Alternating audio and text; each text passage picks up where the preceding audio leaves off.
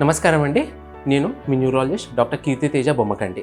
ఈరోజు ఒక most common neurological disorder అంటే బ్రెయిన్కి సంబంధించిన డిసీజ్ డిమెన్షియా దాని గురించి చెప్పబోతున్నాను.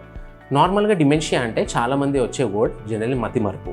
సో డిమెన్షియాలో ఎన్నో లక్షణాలు రావచ్చు, బట్ మోస్ట్ కామన్గా ఎఫెక్ట్ అయ్యేది మతిమరుపు అంటే memory loss. So memory loss effect అయినప్పుడు జనరల్లీ ఒక న్యూరాలజిస్ట్ దగ్గర తీసుకొస్తే మేము దాన్ని ఏజింగ్ అని చూస్తాం. ఏజింగ్ అంటే నార్మల్గా ఏజ్తో అందరికీ కొంచెం మతిమరుపు వస్తుంది, కానీ అలాంటి వల్ల మనం డిమెన్షియా అని చెప్పలేము. ఎట్ ద సేమ్ టైం కొంచెం మతిమరుపు రావడం, దాన్ని మినిమలీ కాగ్నేటివ్ ఇంపైర్మెంట్ అని అంటాం. ఓకే, ఆర్ ప్రీ డిమెన్షియా వచ్చే ముందు లక్షణాలు. దాని తర్వాత dementia or major cognitive disorder అని అంటాం.